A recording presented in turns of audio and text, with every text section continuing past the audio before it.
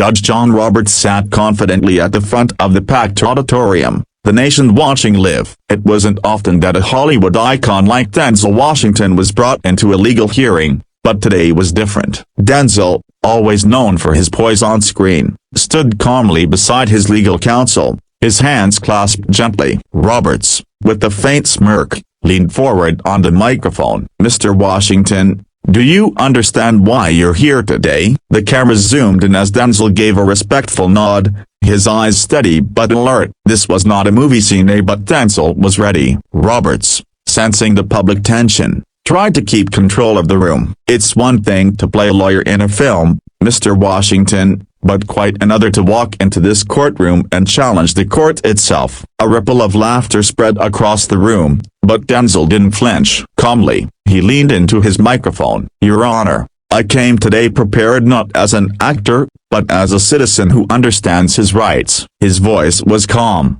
deep, and deliberate. Reporters in the back exchanged quick glances. Denzel wasn't here to be humiliated. Roberts narrowed his eyes slightly. "Prepared? Are you telling me you're ready to argue constitutional law before this court, Mr. Washington?" Denzel gave a faint smile. "With all due respect, Your Honor, I've spent years studying the roles I play, but I've also spent years studying the country I love. I know enough to know when something feels wrong." The crowd quieted. This wasn't a celebrity meltdown or a shallow PR stunt. Denzel's quiet, composed demeanor was commanding unexpected respect. As the minutes passed, Roberts tried to rattle him. "So you believe you know the limits of judicial authority?" Denzel stayed still. "I know that every judge, no matter how powerful, is still bound by the Constitution." The words landed like a soft but heavy weight. Even the lawyers at the tables shuffled uncomfortably. Denzel continued, his voice unwavering. "This isn't about fame or movies, Your Honor. This is about the right of every citizen to be heard, to stand, and to challenge." Roberts shifted slightly in his seat, realizing this wouldn't be easy. 9 minutes in, the hearing took a turn. Roberts leaned in. "You must understand, Mr. Washington, this is no stage for drama." Denzel's eyes twinkled slightly. "With respect, Your Honor, the courtroom is the one place where truth matters most. I know a little something about delivering lines, and none of mine today are scripted." A soft murmur rippled through the gallery. Even the reporters leaned forward, realizing they were witnessing something unusual, a celebrated actor calmly holding his own before the highest court.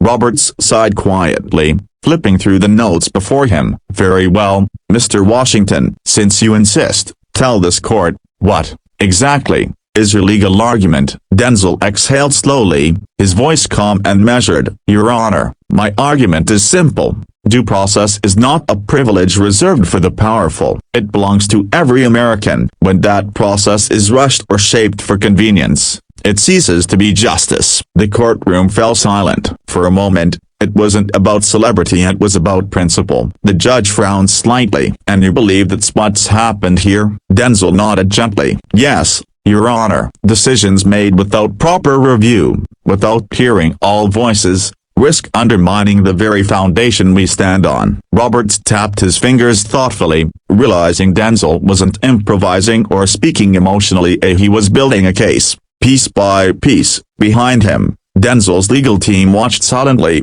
impressed at how their client handled the moment with the clarity many seasoned lawyers struggled to match. As the 20th minute approached, Roberts leaned back slightly, his face thoughtful. "You've made some interesting points, Mr. Washington." Denzel gave a respectful nod. "Thank you, Your Honor." But then, in a surprising turn, Roberts added, "I underestimated you." The room stirred softly. Denzel, always composed, simply smiled. "That happens sometimes, Your Honor." The subtle confidence in his voice wasn't arrogance, it was the calm assurance of a man who had done his homework, who had come prepared not for a performance, but for a principle. Roberts, to his credit, seemed to reconsider his earlier approach. "Let me ask you this, Mr. Washington, what outcome do you seek today?" Denzel took a slow breath. "I seek fairness, Your Honor. Nothing more, nothing less." His words echoed through the chamber. It wasn't the fiery speech people might have expected, it was quiet, firm, and rooted in something deeper. Reporters furiously scribbled notes, capturing every word. Even viewers at home, watching live, could feel the shift in the room. Roberts closed his notebook slowly, his eyes lingering on Denzel. "I must admit, Mr. Washington, I thought this would be a simple matter." Denzel's gaze was steady. "Few things worth fighting for are ever simple, Your Honor." For a heartbeat, the two men locked eyes, a judge and citizen, authority and challenger. Then, slowly, Roberts gave a small, almost reluctant nod. "We will review this matter carefully. I thank you for your clarity today." Denzel gave a respectful nod in return, his expression calm. As the session ended, the audience rose quietly, the gravity of the moment settling in. Reporters rushed to capture reactions, but Denzel walked calmly past them, his posture straight, his expression composed. Behind him, the murmurs grew louder: admiration, surprise, even a little awe. Denzel's team hurried to keep up, whispering congratulations, but Denzel simply gave a small smile. "We did what we came to do," he said softly, more to himself than anyone else. Back inside the chamber, Roberts sat alone for a long moment after the crowd dispersed. He taped his fingers thoughtfully, reflecting on the exchange. He had walked into the day expecting to embarrass a celebrity, but instead, he had been reminded of the quiet brilliance that sometimes hides in unexpected places. He sighed softly, shaking his head, a faint smile tugging at the corner of his mouth. "That man's no fool," he murmured under his breath. News outlets exploded with coverage. Clips of Denzel's calm, thoughtful answers spread across social media, sparking debates about celebrity, citizenship, and the power of preparation. Editorials praised him for his composure, calling it a masterclass in standing tall under pressure. Fans, lawyers, and commentators alike weighed in, many noting how rare it was to see someone cross the line between Hollywood and legal forums so gracefully. Denzel, for his part, stayed largely silent, focusing on the matter at hand rather than the media storm. In the following days, Roberts faced unexpected questions from the press. Was the hearing fair? Did the court miscalculate by underestimating its opponent? Roberts gave careful, measured answers, but those who knew him well saw the shift. He had been impressed, perhaps even humbled, by Denzel's approach. Behind the scenes, legal analysts began discussing the case more seriously, realizing it wasn't just a celebrity moment, that was a legitimate legal challenge.